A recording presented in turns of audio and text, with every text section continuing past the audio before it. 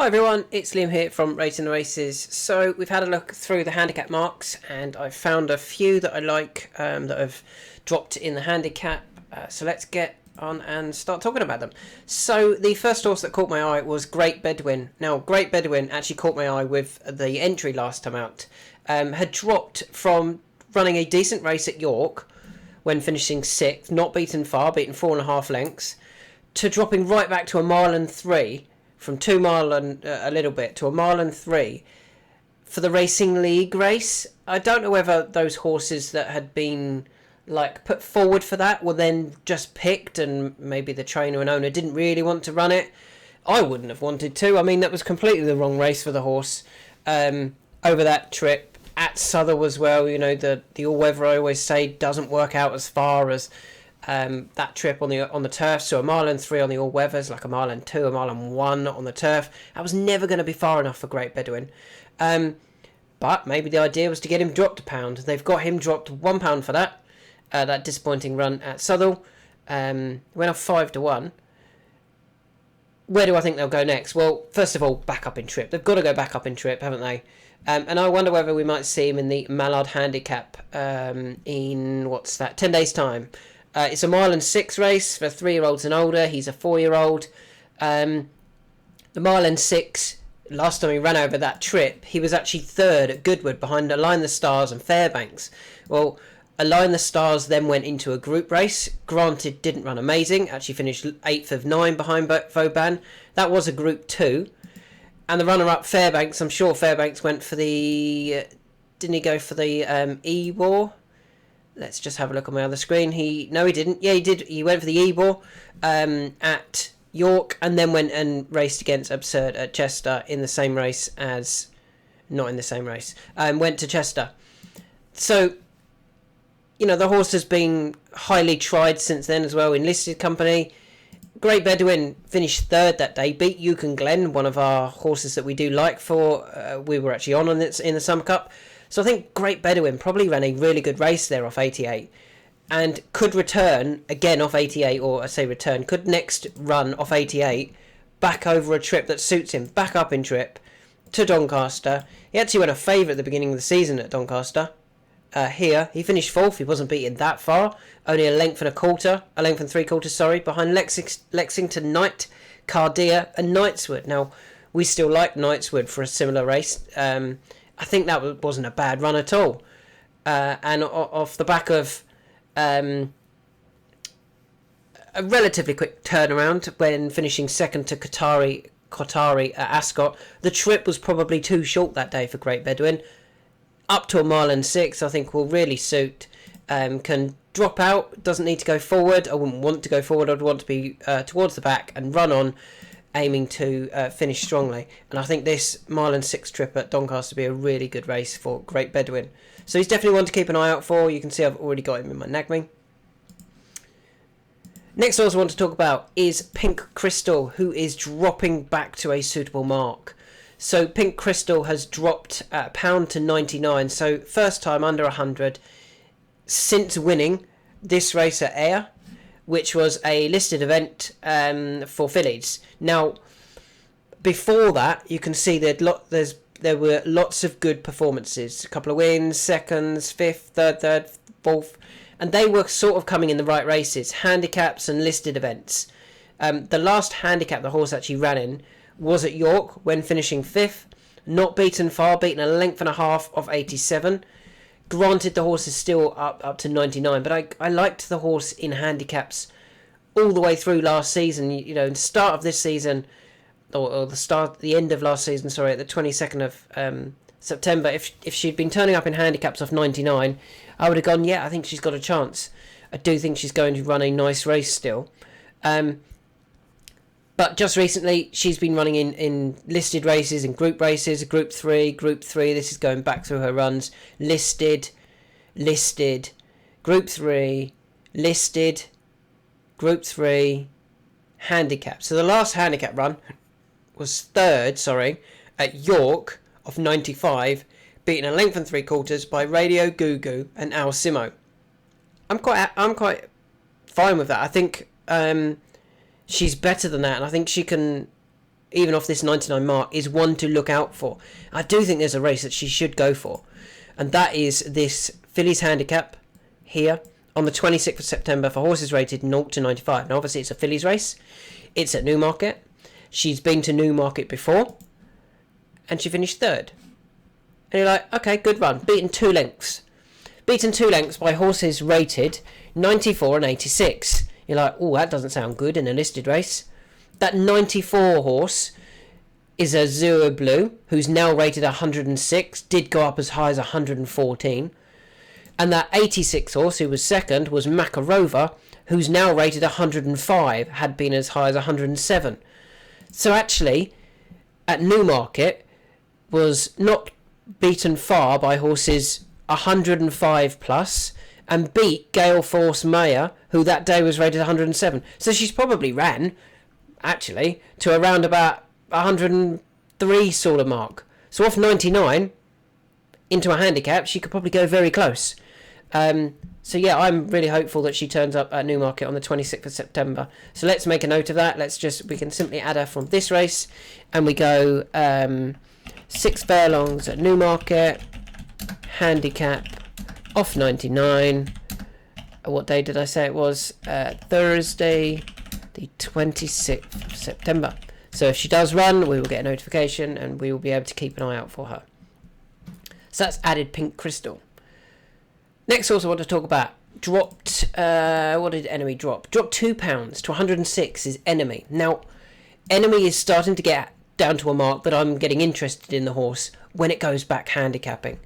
If we look actually at its last few runs, they've been at Chester, listed race, Galway, kind of a stakes race, Ascot, Group 1, Chester, Group 3, Meydan, Group 2, Riyadh, Group 3, Southall, conditions race, handicap at Newcastle, finishing second off 104, beaten by Zealandia, who was also trained by Ian Williams, and they were 5 and a bit lengths clear of third. If you took out Zealandia, Enemies won that so impressively off 104. That's where I think we need to see Enemy back into handicaps. However, I do wonder whether they might try and get the horse dropped another couple of pound to maybe come back for the races at Kempton and Newcastle at the end of the season or the end of this year. So if we just have a look back here, these couple of runs here, 6th, 2nd, couple of good runs on the all-weather here at Kempton and Newcastle.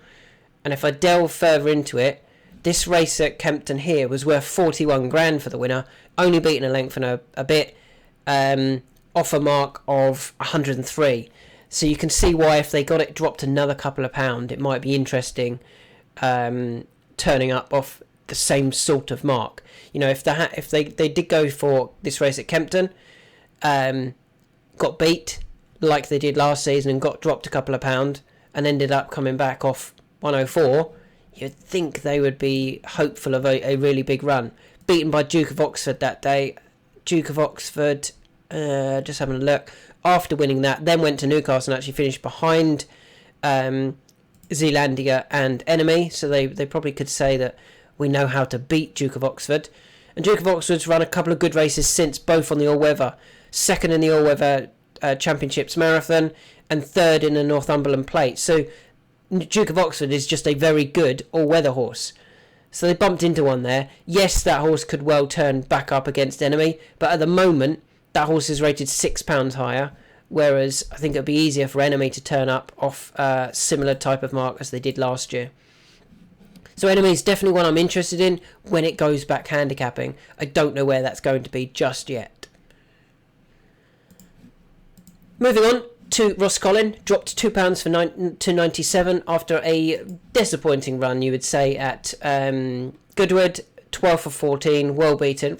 I say well beaten, beaten 5 and a bit lengths over 7 furlongs. Now, at the end of last season, they were doing a similar type of plan, and you can see that they actually went to Goodwood, they won.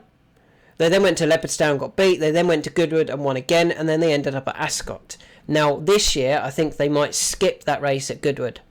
The reason for that is the race that they won was only worth 15 grand in September. And then they went to Ascot, finished 5th in the what was called the Howden Challenge Cup that day, in a race worth 92 grand for the winner. That came off the back of that Goodwood run, where the horse had gone up £6 for winning at Goodwood. If you took that off and they turned up off 94, they would have probably, I think they'd have probably won at Ascot. And I think they'll skip Goodwood this year and go straight to Ascot. So they go for this race here on the 5th of October off 97 rather than off 100. You know, even off 97 compared to 100, you would think that the horse is going to go closer. And ran a great race last year for 5th anyway. Does have some good Ascot form. I think we've backed the horse a couple of times at Ascot on the basis that he's got some good form at Ascot. And yeah, I'd be very disappointed if he doesn't turn up at Ascot at the end of the season on the 5th of October. And I think he'll run well. If he gets a bit of cut in the ground as well, you know, if it's good to soft, I think he'll go very, very close. So, off this new handicap mark of 97, let's add Rhoscolyn. Rhoscolyn could go to Goodwood, but I think we'll skip for Ascot on the 5th of October. Now, I'm putting that in my NAGME just in case he does go to Goodwood. If he does, I'd probably be backing him at Goodwood on the basis that maybe they're not... They think we might as well get a win rather than putting all our eggs into one basket for Ascot and hoping that they can then turn up and still run well at Ascot.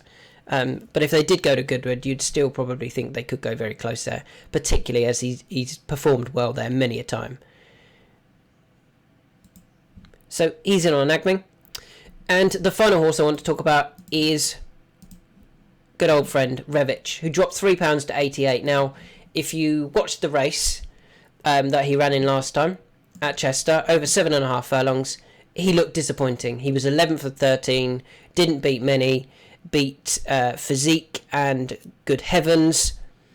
Go back and watch that race and watch it from the turn in.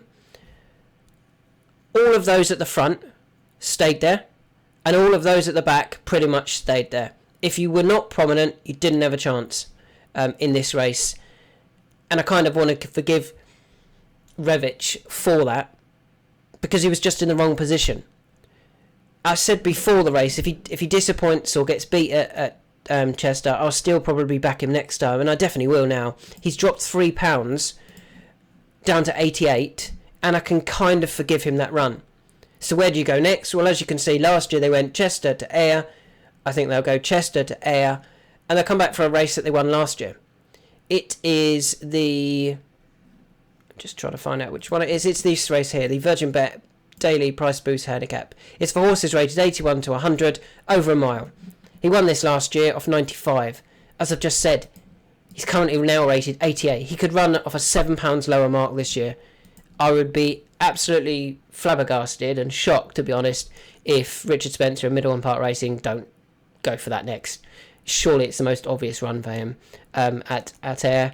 And he's done well there before. It's not just that one run. He's also finished third in the handicap the year before off 95. He's won it in 2021 off 92. I mean, it looks obvious, doesn't it, that he's surely going back there. First in this race off 92, 95 and 95, could return off 88. I mean, if there's one to take from this video, that's the one.